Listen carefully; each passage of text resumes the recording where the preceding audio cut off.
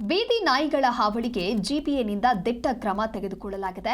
ಬೀದಿ ನಾಯಿಗಳಿಗೆ ಬ್ರೇಕ್ ಹಾಕೋದಕ್ಕೆ ಜಿಬಿಎ ಈ ರೀತಿಯಾದಂತಹ ನಿರ್ಧಾರವನ್ನು ತೆಗೆದುಕೊಂಡಿದ್ದು, ಸಾರ್ವಜನಿಕ ಸ್ಥಳಗಳು, ಶಾಲೆ, ಆಸ್ಪತ್ರೆಗಳಲ್ಲಿ ಎತ್ತಂಗಡಿಯನ್ನ ಮಾಡಲಾಗುತ್ತೆ. ಬೀದಿ ನಾಯಿಗಳ ಲೆಕ್ಕವನ್ನ ಕಳುಹಿಸೋದಕ್ಕೆ ಇಲಾಖೆ ನೋಟಿಸ್ ಅನ್ನ ನೀಡಿದೆ. ಇಲಾಖೆಗಳಿಗೆ ಬೀದಿ ನಾಯಿಗಳ ಲೆಕ್ಕವನ್ನ ಕಳಿಸೋದಕ್ಕೆ ಸೂಚನೆ ನೀಡಲಾಗಿದೆ. ಪಾಲಿಕೆಗಳಿಗೆ ಶೆಲ್ಟರ್ ವ್ಯವಸ್ಥೆ ನಿರ್ಮಿಸಿ ಸ್ಥಳಾಂತರ ಮಾಡಲಾಗುತ್ತೆ. ಪಿಪಿಪಿ ಮಾದರಿಯಲ್ಲಿ ಶೆಲ್ಟರ್ ನಿರ್ಮಾಣಕ್ಕೆ ನಿರ್ಧಾರ ಮಾಡಲಾಗಿದೆ. ಜಿಬಿಎ ಮುಖ್ಯ ಆಯುಕ್ತ ಮಹೇಶ್ವರ ರಾವ್ ಈ ರೀತಿಯಾದಂತಹ ಮಾಹಿತಿಯನ್ನು ಕೊಟ್ಟಿದ್ದಾರೆ. ಬೆಂಗಳೂರಿನಲ್ಲಿ ಬೀದಿ ನಾಯಿಗಳ ಹಾವಳಿ ಬಹಳಷ್ಟು ಹೆಚ್ಚಾಗಿತ್ತು. ಕೊನೆಗೂ ಬೀದಿ ನಾಯಿಗಳ ಆರ್ಭಟಕ್ಕೆ ಬ್ರೇಕ್ ಅನ್ನು ಹಾಕೋದಕ್ಕೆ ಈ ರೀತಿಯಾದಂತಹ ನಿರ್ಧಾರವನ್ನು ತೆಗೆದುಕೊಳ್ಳಲಾಗಿದೆ. ಸುಪ್ರೀಂ ಕೋರ್ಟ್ನ ಆದೇಶದ ಪ್ರಕಾರ ಕಾರ್ಯಪ್ರವೃತ್ತರಾಗುವುದಕ್ಕೆ ದಿಟ್ಟ ಹೆಜ್ಜೆಯನ್ನು ಇಟ್ಟಿದ್ದಾರೆ. ಹಾಗಾಗಿ ಸಾರ್ವಜನಿಕ ಸ್ಥಳಗಳಲ್ಲಿ ಬೀದಿ ನಾಯಿ ಉಪಟಳಕ್ಕೆ ಶೀಘ್ರದಲ್ಲೇ ಬ್ರೇಕ್ ಬೀಳಲಿದೆ. ನಾವು ಡೀಟೇಲ್ ಆಗಿ ಪರಿಶೀಲನೆ ಮಾಡಿದ್ದೇವೆ. ಇದರ ಬಗ್ಗೆ ನಾವು ಮಾಹಿತಿ ಪಡ್ಕೊಂಡಿದ್ದೇವೆ.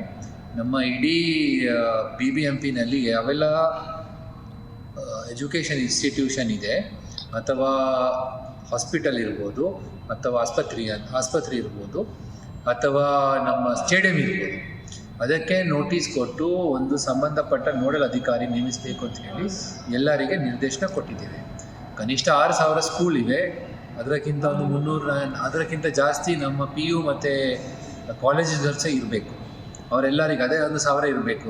ಒಂದು ಒಟ್ಟು ಸೇರಿಸಿ must be at least 400, 500, 300 to 400 institutions ಖಂಡಿತ ಇರ್ತದೆ.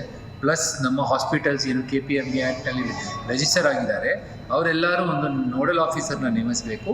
ಮತ್ತು ನಾವು ಸಂಬಂಧಪಟ್ಟ ಹಾಸ್ಪಿಟಲ್ ಇರ್ಬೋದು, ಎಜುಕೇಷನ್ ಇನ್ಸ್ಟಿಟ್ಯೂಷನ್ ಇರ್ಬೋದು, ಅವರು ಎಷ್ಟು ನಾಯಿಗಳಿದೆ ಅಂತ ಮಾಹಿತಿ ನಮಗೆ ಕೊಡಬೇಕಾಗ್ತದೆ. ಹಾಗೂ ಅವರ ಪ್ರಿಮೈಸಸ್ನಲ್ಲಿ ನಾಯಿ ಇರಬಾರ್ದು ಅಂತ ಹೇಳಿಬಿಟ್ಟು ಏನಾದರೂ ಕಾಂಪೌಂಡ್ನಲ್ಲಿ ವ್ಯವಸ್ಥೆ ಏನಾದರೂ ಮಾಡಬೇಕಾದ್ರೆ ಅವರು ಕ್ರಮ ತಗೊಳ್ಬೇಕು ಅಂತ ಹೇಳಿ ಈಗಾಗಲೇ ನಾವು ನಿರ್ದೇಶನ ಕೊಟ್ಟಿದ್ದೀವಿ. ಅದರ ಬಗ್ಗೆ ಪತ್ರಿಕಾ ಪ್ರಕಟಣೆ ಸಹ ನಾವು ಮಾಡಿಟ್ಟಿದ್ದೀವಿ. ಈಗ ನಮ್ಮ ಪ್ರತಿಯೊಂದು ಕಾರ್ಪೊರೇಷನ್ ಕಡೆಯಿಂದ ನಾಯಿ ಹಿಡಿಲಿಕ್ಕೆ ವ್ಯವಸ್ಥೆ ಮಾಡ್ತೀವಿ.